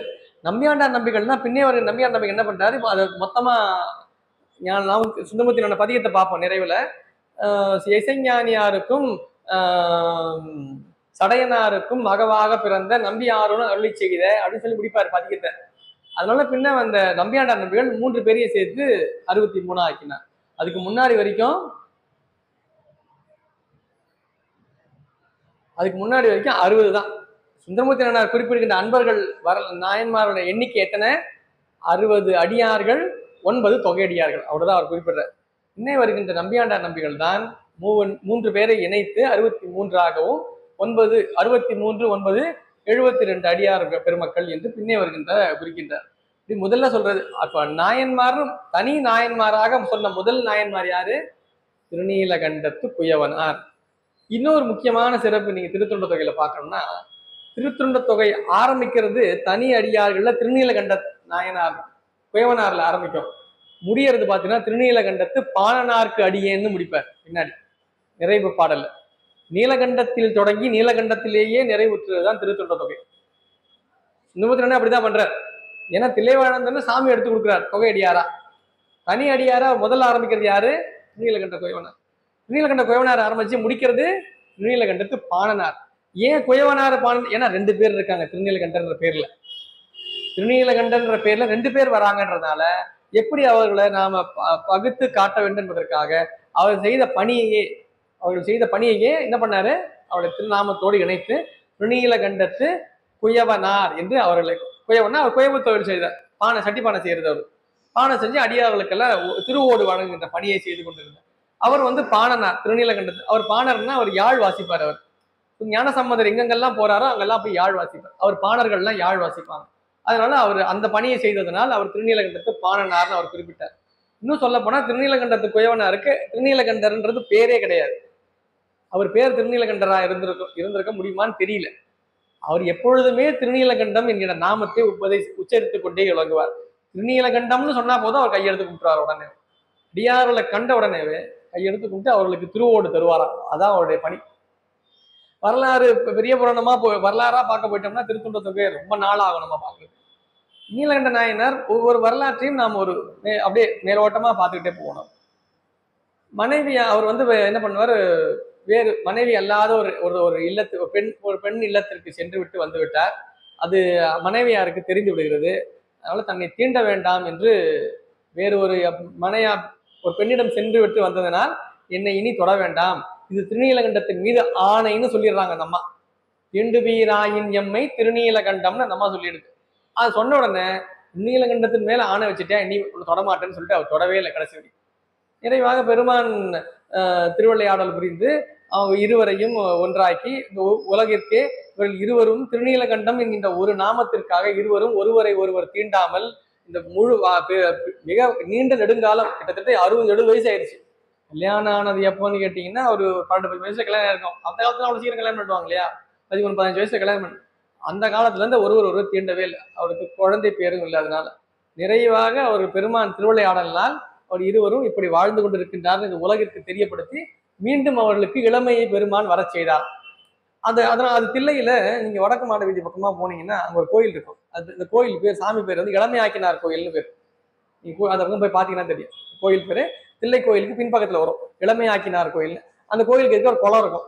அந்த குளம் தான் இந்த திருநீலகண்டர் இது திரைப்படத்துல கூட வந்திருக்கும் பாத்தீங்களா? குளத்துல மூழ்கி எழுந்துப்பாங்க, அவர் இளமையை பெறுவார்கள் என்று, இளமையான அந்த நிலையை பெறுவார்கள். அந்த கோயிலுக்கு சாமிக்கு பேர் இளமையாக்கினார்னு பேர்.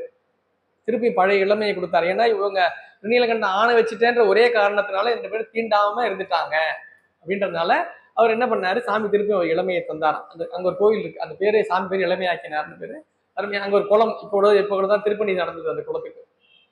அப்போ அவர் செய்த செயல் என்ன? அடியார்களுக்கு ஓடு வழங்கினார்.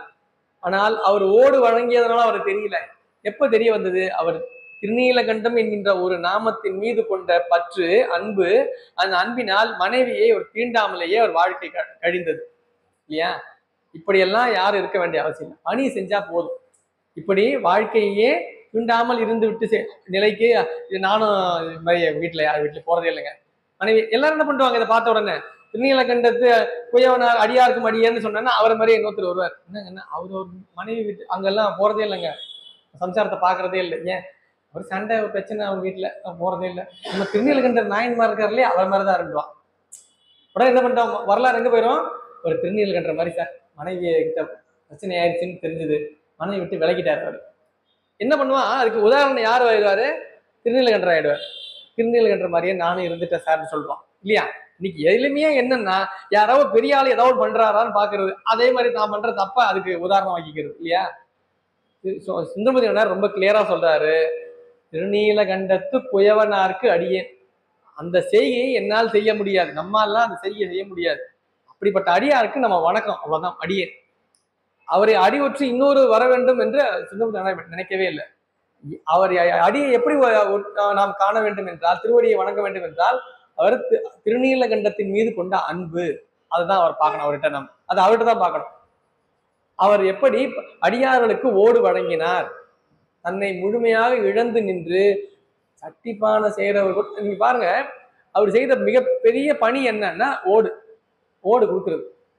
வரலாறு நீ பெரிய புராணம், மொத்த பெரிய புராணம் பார்த்தீங்கன்னா தொண்டு செய்ய வேண்டும் என்பதை நமக்கு வலியுறுத்தும். எந்த நிலையில் இருந்தாலும் நாம் தொண்டு செய்யலாம்.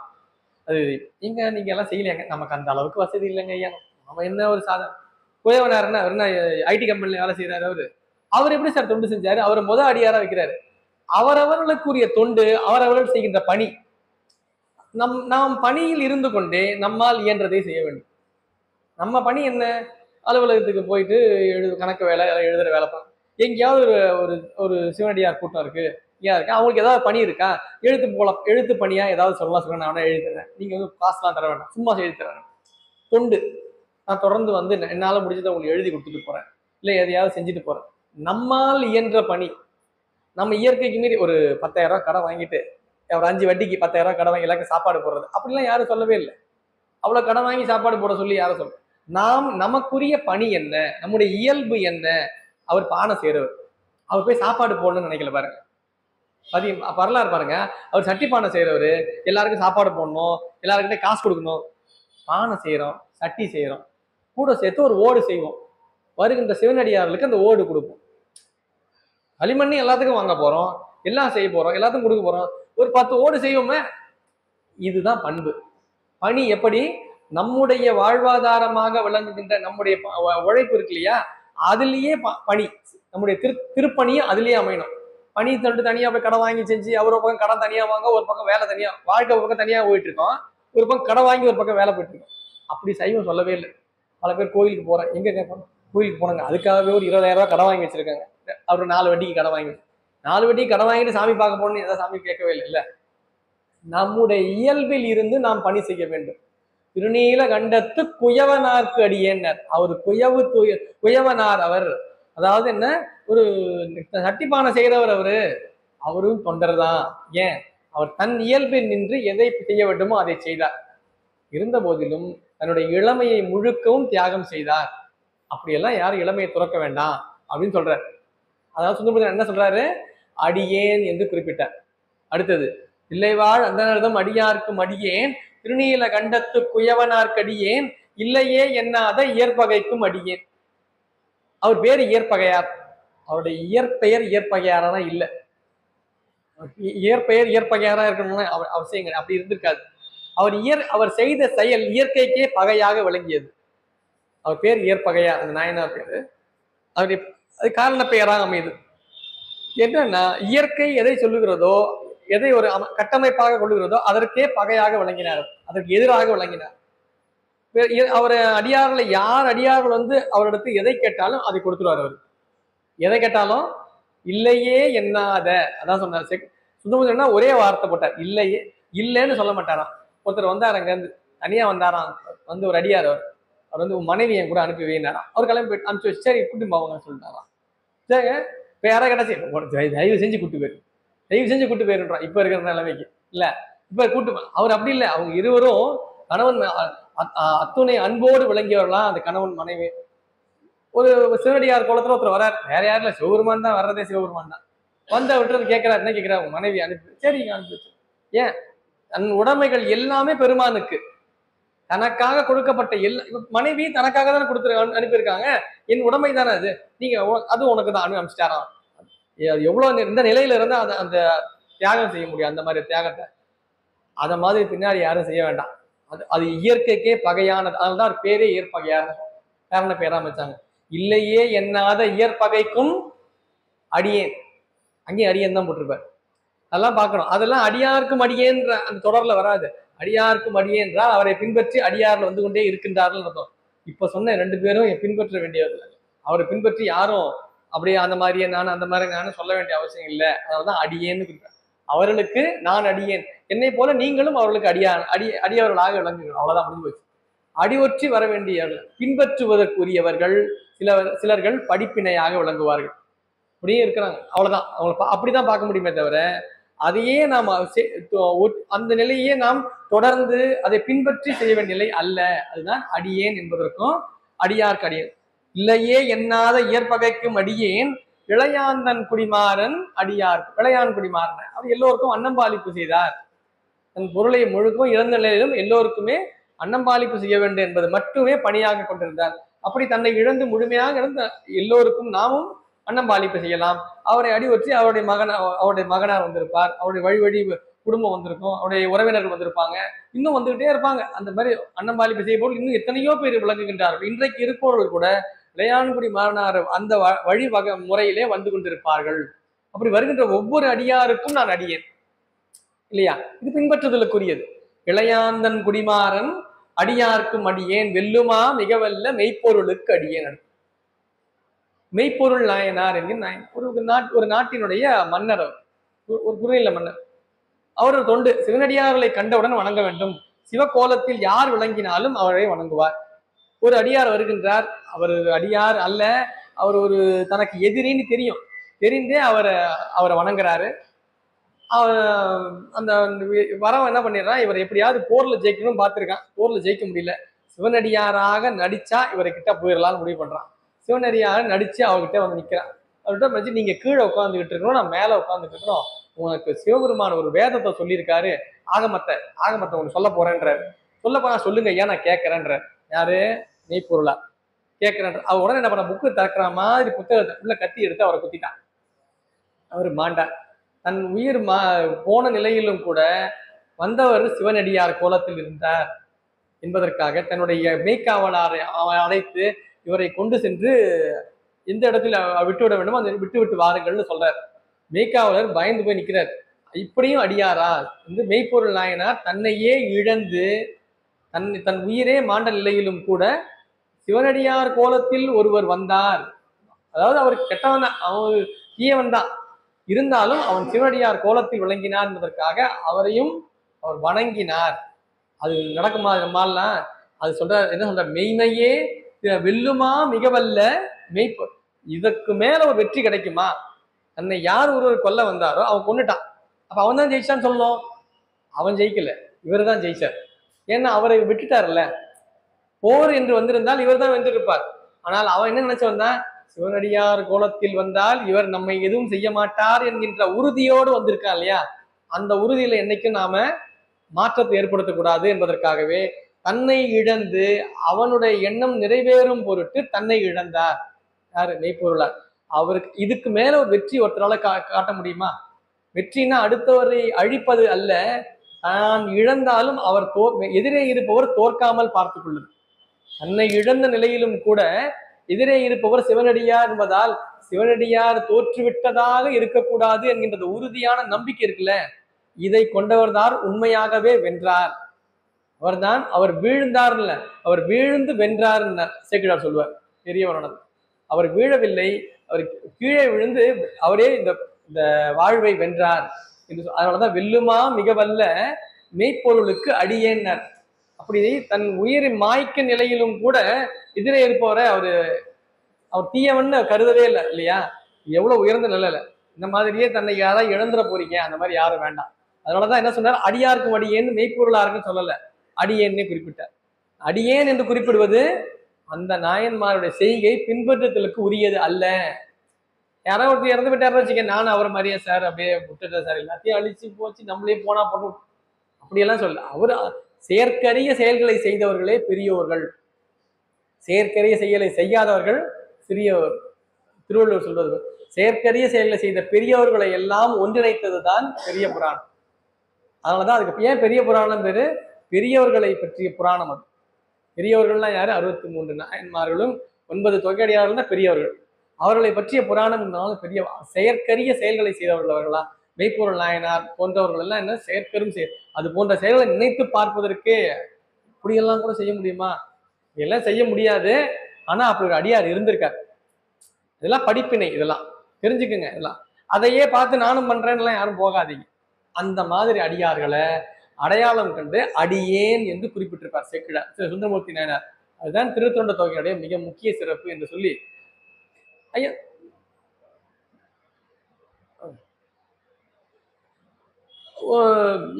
இன்னொரு பாடலை, நேர காலத்தின் அருமை கருதி நாம் இன்னொரு பாடலை பார்ப்போம்.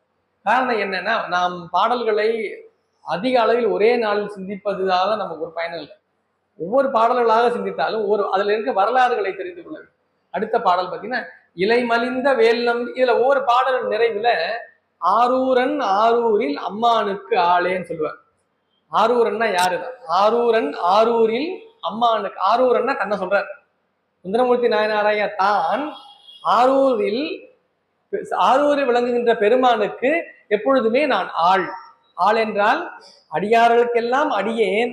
ஆரூரில் இருக்கின்ற பெருமானுக்கு என்றுமே நான் அடிமைதான். ஆள்னா என்ன ஆளு? ஆள் என்ற சொல்லுக்கு ஆளேன்னு முடியும். அம்மானுக்கு ஆளேன்னு பதிகம் முழுக்க வச்சிருப்பார். ஆள் அப்படின்னா என்ன பொருள்னா அடிமைன்னு பொருள். யாராவது ஐயா அந்த வேலை அது என்ன எடுங்களேன் அப்படின்னு சொல்றேன்னு வச்சுங்களேன், அதை எடுங்க பக்கத்துல எடுங்கன்னு. ஏன் நீங்க எடுங்க, அவரை நீ வச்ச ஆளான்னு அப்படின்னு கேட்போம்ல. நீ வச்ச ஆளான்னா என்னது?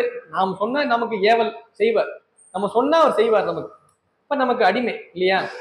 அப்ப அதை எடுப்பா அப்படின்னா டக்குன்னு எடுத்துரும் அவர்த. எதுவும் யோசிக்க மாட்டான், ஏன் நான் எடுக்கணும் டக்குன்னு எடுப்பேன். ஏன்? நாம அவருக்கு என்றைக்குமே அடிமை, அவருக்கு நாம என்றைக்குமே பணி செய்ய வேண்டும் என்பவர் என்ன பண்ணுவாங்க, யோசிக்கவே மாட்டாங்க, சொன்ன உடனே உடனே செய்வாங்க அந்த வேலையை. அவர்களுக்கு தான் ஆள்னு பேர். ஆள்னா யார்? அடிமைன்னு அர்த்தம். அவருக்கு எப்பொழுதுமே அம்மானுக்கு ஆளே. அம்மான்னு ஆரூரில் விளங்குகின்ற அம்மான் யார்? உச்சிடம் கொண்ட நாதர் பெருமான் ஆகிய பெருமானுக்கு ஆரூரன் ஆகிய தான் என்றுமே அவனுக்கு ஆளாகத்தான் இருக்கின்றேன் என்பதை ஒவ்வொரு பாடல் நிறைவிலும் ஆரூரன் ஆரூரில் அம்மானுக்கு ஆளே, ஆரூரன் ஆரூரில் அம்மானுக்கு ஆளேன்னு ஒவ்வொரு பாடல சொல்லியிருப்பார் சுந்தரமூர்த்தி. அடியார்களுக்கெல்லாம் அடியேன், ஆரூர் விளங்குகின்ற புற்றிடம் கொண்ட பெருமானுக்கும் தான் அடியேன் என்று ஒவ்வொரு பாடல்லையும் நிறைவு வரையில அம்மானுக்கு ஆளே அம்மானுக்கு ஆளே என்று குறிப்பிட்டு சொல்லி, அடுத்தது இலைமலிந்த வேல் நம்பி எரிபத்தருக்கு அடியேன். இல்லைங்க, ஒரு கையில ஒரு மழு வச்சிருப்பார், அப்படியே சூளம் மாதிரி இருக்கும் அந்த மழு. அது எப்பொழுது வேல் மாதிரி இருக்கும், அது எப்பொழுதுமே கையில வச்சிருப்பார். என்னன்னா அடியார்களுக்கு யாராவது ஏதாவது இடர்பாடு செய்யறாங்கன்னா உடனே அவர்களுக்கு அதுல தண்டனை. யாரு? எரிபத்தர்னு ஒரு நாயன்மார், அவருக்கு தான் அடியேன்னு குறிப்பிட்டிருப்பார். ஏன்னா அவர் செய்யற வேலை என்னன்னா வன் தொண்டர்கள்னு சொல்லுவாங்க இவங்களெல்லாம். வன் தொண்டர்கள், இவங்களாம் வன் தொண்டர்கள்னா எது நெறின்னு என்ன சொல்லப்பட்டிருக்கோ அதுக்கு புறம்பா யாராவது இருந்தாங்கன்னா உடனே அவங்களை தண்டிச்சிருவாங்க. உடனே அவங்கள இவங்களுக்கு அந்த அதிகாரம் உண்டு. அதனால அவர் கையில போய் மழு வச்சிருப்பார். அப்படிப்பட்டு விளங்குகின்ற அடியார் தான் எரிபத்தர் என்கின்ற அடியார். புராணம் பார்க்கும்போது நாம பெரிய புராணன்ற வரலாறா பார்க்கும்போது இந்த வரலாறு ஒண்ணா பார்க்கலாம். இலைமலிந்த வேல் நம்பி எரிபத்தருக்கு அடியார்களை என்றுமே வழிபாடு செய்யக்கூடியவர். ஒரு அடியாருக்காக அந்த ஒரு ராஜாவினுடைய ஒரு அரசருடைய பட்டத்து யானையே வெட்டி வீழ்த்தினார். இலைமலிந்த வேல் நம்பி எரிபத்தர் எரிபத்தருக்கும் அடியேன் என்று அவருக்கு தான் அடியேன். அப்படி யாரும் போயிட்டு இருக்கிற எதையாவது போயிட்டு அதை செஞ்சுட்டேன் இதை செஞ்சுட்டேன்னு ஊர்ல எதையாவது புரட்சி பண்றேன்னு பண்ணிட்டு எரிபத்தர் மாதிரி நானும் பண்ணிட்டேன் சார்லாம் சொல்ல வேண்டாம். எரிபத்தர் நாயனார் அடி ஒற்றி பின்னாடி வந்துகிட்டே வழி வழியாலாம் யாரும் வர வேண்டாம். அவர் மிகப்பெரிய வன்தொண்டர், செயற்கரும் செயல் செய்தவர் அவர்.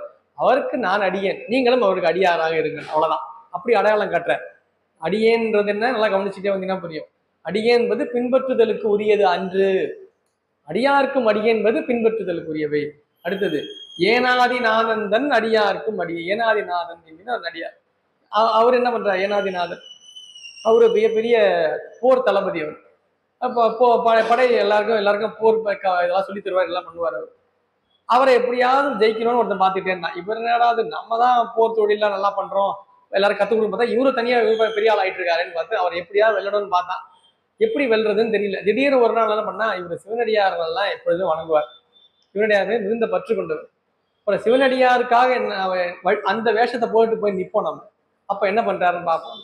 திருநீர்லாம் அணிஞ்சிட்டு சிவக்கோலத்தோட போயிட்டு கத்தி எடுத்து நிக்கிறான். போயிட்டு நேரா அவர் கத்தி எடுத்து வெட்ட போறாரு. கிட்டத்தட்ட நெத்தியில திருநீர் பார்த்த உடனே டக்குன்னு நின்ட்டார். உடனே அடாடா மிகப்பெரிய பாவத்தை செய்யறதுமே ஒரு சிவனடியாரை போய் வெட்ட இருந்தோமேன்னு சொல்லிட்டு என்ன பண்ணிட்டா, அவர் ஏனாதி அவர் நாயனார் என்ன பண்ணாரு, அவர் வெட்டவே இல்லை, அப்படியே நின்ட்டான். அப்படியே நின்ன உடனே எதிர்க்க இருந்தவன் இவரை வெட்டுறதுக்கு வந்துட்டான். இப்ப என்ன ஆயிடும், ஒரு நிராயுத பாணி இவர் சிவனடியார்னு கம்னு இருந்துட்டார் இல்லையா, சும்மா கம்னு அப்படியே இருந்துட்டார். அப்படியே இருந்துட்டாருன்னா உடனே அவன் வெட்டிட்டான்னு வச்சுங்களேன், எதிர்க்க இருக்கவன் அவனுக்கு ஒரு பழி வந்துடும். என்னன்னா, அவர் அடியார் என்று ஒதுங்கி நின்றார், நிராயுத பாணியாக நின்றார், அவரை அவர் வெட்டி விட்டார்னு சிவனடியாருக்கு ஒரு பழி வந்துடும் இல்லையா. அதனால இவர் என்ன பண்ணாரா, இந்த நாயனாரு யார் அவர் என்ன பண்ண ஏனாதியார் என்ன பண்ணாரா, அவனை வெட்டுற மாதிரி கத்தியை தூக்குனாராம். உடனே அவரை கையை வைத்து இந்த கருவியை கொண்டு அவரை உயிரை மாய்த்தானா. யார அந்த எதிர்க்கிற அந்த அதிசூரன் அந்த அடியார். அவர் என்ன, அவன் அடியார் குளத்துல வந்த ஒரு எதிரி அவருக்கு. அவரை ஆனா இவர் என்ன பண்ணாரா, அவர் வெட்டுற மாதிரி கை ஓங்கினார். ஏன்னா ஒரு நிராயுத பாணியை வெட்டி விட்டார் என்கின்ற பழி சிவனடியாருக்கு வந்துவிடக்கூடாது. தன்னை எந்த அளவிலே இழந்து நின்றால், தனக்கு எந்த உயிரே இழந்தாலும் பரவாயில்லை, எதிரே இருக்கின்ற அடியாருக்கு களங்கம் ஏற்படக்கூடாது என்கின்ற அந்த உண்மையான பண்பு. நமக்கு எந்த பிரச்சனை வந்தாலும் பரவாயில்ல, நம்ம நம்பி வந்திருக்க அடியார்னு ஒருத்தர் இருப்பார் இல்லையா, அடியார் கோலத்துல வந்தா அவரை வெல்லலான்னு நினைச்சிட்டு வந்தார் மெய்ப்பொருளார்கிட்ட. அது தன்னையே மாய்த்து கொள்கின்ற. இங்க எப்படி இல்ல, இவர் தன்னை மாய்த்து கொண்ட நிலையில் கூட எதிரே இருப்பவருக்கு பழி வந்துடக்கூடாதுன்னு நினைக்கிறேன்.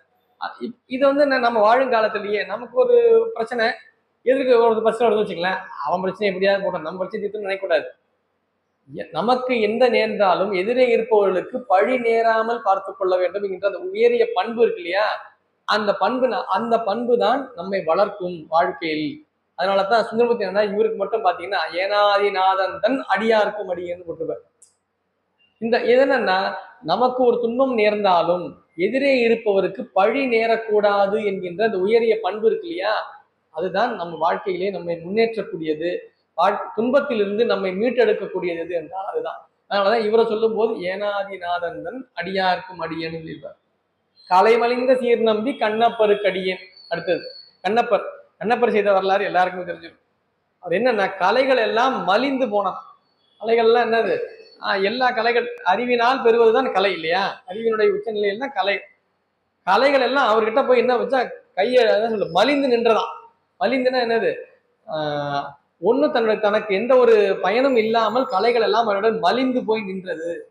ஏன், அவர் காட்டியது என்ன என்றால் அறிவு அல்ல, அங்கு அன்பு வெளிப்பட்டு இருந்தது. எங்கு அன்பு வெளிப்படுகிறதோ அங்கு கலை மலிந்து நிற்கும். கலை மலிந்த சீர் நம்பி கண்ணப்பருக்கு அடியேன். ஏன்னா அவர் என்ன செஞ்ச பணி என்ன, அன்பை வெளிப்படுத்தினார். நிறைவாக அவர் செய்தது என்ன என்றால் கண்ணையே இழந்து நின்றார். அந்த நிலையை யாரும் பின்பற்ற வேண்டாம். அது இல்லாம பெருமானுக்கு அவர் பன்றிக்கறியை சமைத்தார். அது எல்லாம் அன்பின் வெளிப்பாடு. அது நானும் அதே மாதிரி பண்றேன். இன்னைக்கு கூட பேசும்போது எல்லாரும் அவரு மாமிசம் உண்பவர், நீங்க மாமிசம் சாப்பிட்றீங்களா அப்படின்னு. ஆமாங்க ஐயா, நாங்கெல்லாம் மாமிசம் சாப்பிட்றோம் தான். இது நாங்கெல்லாம் கண்ணப்பர் வழின்னு வச்சுங்களேன் அப்படி சொல்றான் பேசும்போது. கண்ணப்பர் வழின்னு சொல்லிக்கிறேன். கண்ணப்பர் என்ன, கண்ணப்பர் சாமிக்கு செய்யலையா? கண்ணப்பர் சாமிக்கு செஞ்சதெல்லாம் நாம உதாரணமா சொல்ல முடியுமா? கண்ணப்பருக்கு சாமிக்கு என்னெல்லாம் செஞ்சாரு தெரியுமா? கண்ணை கொடுத்தாரு, நம்ம கொடுப்போமா? மாமிசம் சாப்பிட்றது கண்ணப்பர் உதாரணமா எடுத்துக்கிறான் பேசும்போது. மாமிசம் சாப்பிட்றதுக்கு கண்ணப்பர் பண்ணார் இல்லைங்கய்யா, உங்களுக்கு தான் தெரியாதா? நம்ம பெரிய புராணம் படிக்கிறோன்றதால பெரிய புராணத்துல கூட வருது இல்லைங்கய்யா, அது சாமி கண்ணப்பரே செஞ்சாராங்க. கண்ணப்பர் செஞ்சாருன்னா கண்ணப்பர் 6 நாள்ல சிவத்தை மட்டுமே வழிபாடு செய்து கொண்ட வந்த பணி என்ன, வேட்டையாடுதல். கன்னி வேட்டைக்கு வரார். கன்னி வேட்டையை முடிச்ச உடனே போயிட்டு பதவி ஏற்றுக்கணும், அவர் ராஜாவா பதவி ஏற்றுக்கணும். அதுக்குதான் அவர் அனுப்பி வைக்கிறாங்க. வர இடத்துல குடும்பித்தேவராகிய பெருமானை, களத்தின் பெருமானை காணுகின்றார். தன்னை முழுமையாக இழந்து நிற்கின்றார். அவருக்காக பணி செய்கின்றார். அவர் வேடுவர் சார். அவர் வேடுவருக்கு என்ன தெரியும்? வேடுவருக்கு சாப்பாடு சமைச்சு வச்சு சாம்பார் ரசம் இதெல்லாம் வச்சு சாமிக்கு சாப்பாடு வைக்கணும் தெரியுமா? அவர் என்ன பண்ணுவார், அடி வெட்டு குத்து இருக்கிறது கிடைக்கிறது, ஏதோ இருக்கிற மிருகத்தை கிடைக்குதா அந்த மிருகத்தை சமைச்சு வச்சோமா போனோமா, தனக்கு எது கிடைக்கிறது அதெல்லாம் பணியா கொடுப்பாங்க. அவருக்கு கிடைச்சது அதுதான் கிடைச்சது, அதை அவர் சமைச்சு சாமிக்கு வச்சாரு. அது தவறு கிடையாது இல்ல, அவர் இடத்துல தவறு கிடையாது. ஆனா அதை தவறுன்னு சாமியே நினைக்கல. அதை நீங்க வரலாறு பார்த்தீங்கன்னா நல்லா புரியுது. அவர் ஒரு நேரம் வராரு, பன்றிக்கரையை நெய்யிலே தோய்த்து நெய் எடுத்து தேன்ல வச்சு அதை வேற சாப்பிட்டு பார்த்து நல்லா மெதுவாக தான் இருக்கு, இது சாமி கொடுக்கலாம் அது எடுத்துட்டு வராரு. பூ கீழே எடுத்துட்டு வராரு. கீழே தண்ணி கீழே இருக்கு, எல்லாம் கீழே இருக்கு, சாமி மேல இருக்காரு. மேல வராரு, பூ இருக்கு, இந்த கையில தண்ணி, இந்த கையில கறி. பூ எங்க எடுத்துட்டு வர்றது? பூவெல்லாம் பறிச்சாச்சு. பறிச்ச பூ எங்க வைக்கிறது? பறிச்ச பூ மொத்தம் தள்ள வச்சாச்சு. தலையில மொத்தத்தையும் தொடுக்கிட்டு, வேடுவர் தானே, வேடுவர்னா கிராப்பா ஒட்டி இருப்பாரு, அவங்க குடிமை தான் வச்சிருப்பாருல்ல, அப்படியே சொல்லிக்கிட்டாரு மொத்த பூமியின் தலையில. இந்த கையில பன்றிக்கறி, இந்த கையில தண்ணி எடுத்துட்டு வந்தாச்சு. இந்த கையில பன்றிக்கறி, இந்த கையில தேன், அது பன்றிக்கறி வைக்கிறது தேன், தண்ணி. சாமி தண்ணி எங்க? தண்ணி வாயில. தண்ணி எங்க இருக்கு? வாயில இருக்கு. வாய் கலசமாக மணிவாசக பெருமாள் வாய் கலசமாக, வாயை கலசமா இருந்ததான் சாமிக்கு. சாமிக்கு நீர் எதுல வைப்பீங்க? கலசம் தானே வைப்பீங்க. பெருமான் தனக்கு கலசமாக எதை கொண்டார் என்றால் கண்ணப்பருடைய திருவாயை கொண்டார். மொத்த தண்ணி வாயில வச்சிருந்தாராம், மொத்தத்தையும் ஊத்துனாராம் கீழே சாமி மேல. பன்றிக்கரையை வச்சாராம், பூ மொத்தம் திறந்து வச்சாராம், சாமி ஏத்துக்கிட்டாராம். இதெல்லாம் நம்புற மாதிரி இருக்காது. இப்ப நாம எதையாவது செஞ்சுக்கிட்டே இருக்கும்போது சும்மா கைப்பட்டா சாமி போட்டு தொட்டியா கோச்சு ஆச்சு கத்துறாங்க சார். நம்ம கண்ணப்பர் இப்படி எல்லாம் பண்ணியிருக்காரு, இதெல்லாம் எப்படி சாமி ஏத்துக்கிட்டாரு? சாமி என்ன பண்ணிருக்கணும்? இன்னொருத்தர் வர்றார், இவரு எல்லாத்தையும் இரவுல பண்ணிட்டு போயிடுறாரு. காலையில ஒருத்தர் பூசை பண்றதுக்கு வர்றார். பூசை பண்ண வரும்போது பார்த்தா ஒரே அங்க ஃபுல்லா அலங்கோலமா இருக்கு, இதே பன்றிக்கறியா இருக்கு, இருக்கிற காட்டு பூவா இருக்கு, எல்லாம் நாய் நடந்து போன வழி. கண்ணப்பர் தனியா வரல, கூட நாய் வந்துருக்கு. பெரிய புராணத்துல பதிவு பண்றாரு. கண்ணப்ப தேவர் மரம்னு ஒரு இது 11ஆம் பகுதியில் பகுதி வருது. அதுல சொல்ற கூட கண்ணப்பர் கூட நாய் வருது, நாயோடைய கால் தடம் இருக்குன்றாங்க. அங்க இருக்கான். அப்ப நாய் வந்து அவர் தனியா வரல, வேற தனியா வர மாட்டாங்க எப்பவுமே, கூட ஒரு நாய், வேட்டை நாய் கூட எப்பவுமே வரும். நாயோட கூட வரு. இவர் எல்லாத்தையும் பாக்குறாரு யாரு, இந்த நாயனார். இவரு இந்த ஒரு தினம் பூசை பண்றவரு. அவர் தினம் என்ன சாமி இது, மேலெல்லாம் இவ்வளவு இதுவா பண்ணி வச்சிருக்காங்க, சுத்தமே இல்லாம இப்படி எல்லாம் வழிபாடு, இதெல்லாம் யார் தான் நடத்துறாங்கன்னு தெரியல, இவங்கெல்லாம் பார்த்தா மனம் ரொம்ப பதைக்குது சாமி எனக்கு, இது யாருன்னு இவங்களை காட்டுங்களேன், இதெல்லாம் இதுக்கெல்லாம் தக்க நடவடிக்கை எடுக்க கூடாதான்னு சாமி கிட்ட கேட்கிறாரு அவரு. சாமி என்ன பண்ணணும், சரிப்பா நியாயப்படி நமக்கு அறிவுக்கு தெரிஞ்ச மாதிரி சொல்லணும்னு வச்சுங்க. சாமி என்ன சொல்லியிருக்கணும்னா, நாளைக்கு இரவு ஒருத்தர் வருவான், திண்ணன்னு பேரு, அவங்ககிட்ட நான் சொல்றேன் இப்படிலாம் செய்யாதப்பா, காலையில ஒருத்தர் வருவாரு, அவர் எப்படி பூசை பண்றாருன்னு பாத்துக்கும், அந்த மாதிரி பூசை பண்ணு, நான் வேணா அவன்கிட்ட சொல்றேன்னு தானே சொல்லியிருக்கணும். சாமி அப்படி செய்யவே இல்லை. சாமி என்ன பண்ணாரு தெரியுமா, சிவகோசரியார நீங்க நாளை காலையில அங்க போய் மறைஞ்சு நில்லுங்க, நாளை காலையில இரவு என்ன நடக்குதுன்னு மட்டும் பாருங்க நீங்க அப்படின்றாரு.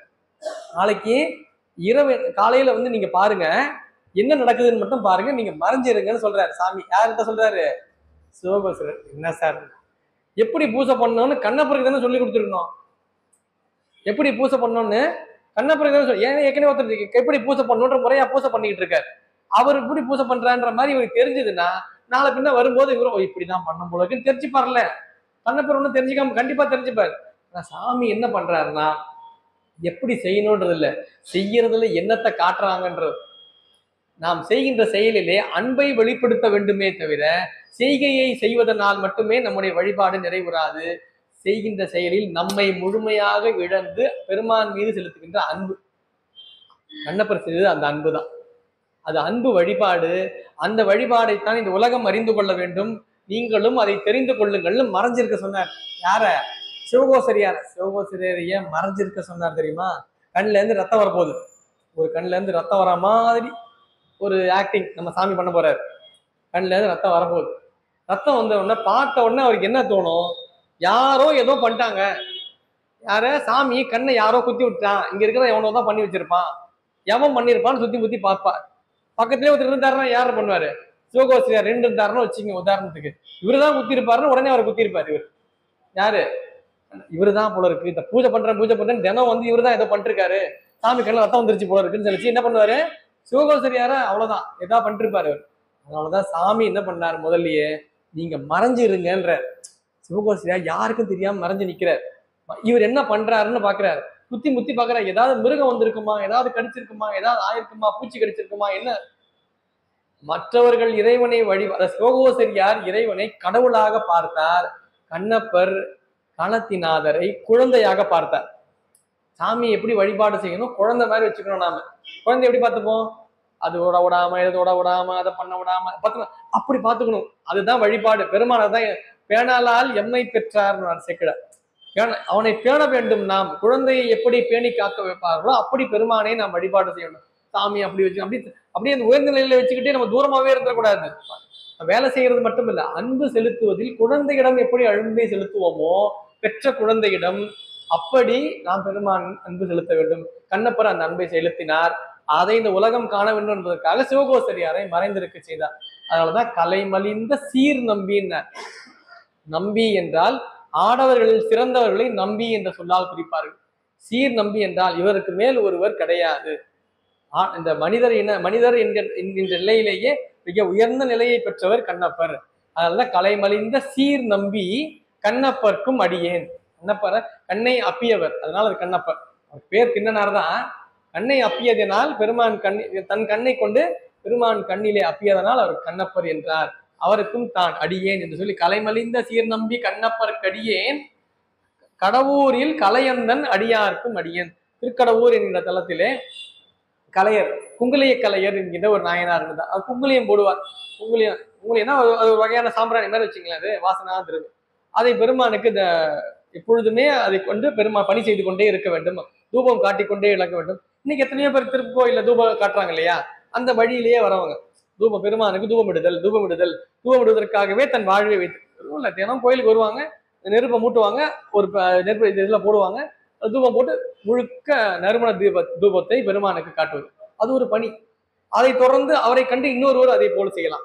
யாருக்கும் எந்த அச்சுறுத்தலும் இல்லை இல்லையா, யாருக்கும் எந்த இழப்பும் இல்லை. அவருக்கு என்ன போட்டிருப்போம், கடவுரில் கலையந்தன் அடியார்க்கும் அடியேன் மலைமலிந்த தோல்வள்ளல் மானக்கஞ்சாரன் எஞ்சாத வாழ்த்தாயன் அடியார்க்கும் அடியேன். மானக்கஞ்சார நாயனாருக்கும் தன் அடியேன். அடுத்தது வாழ்த்தாயன் அறிவாழ்த்தாய நாயனார். அவர் பேரு தாயர் என்று பெயர்.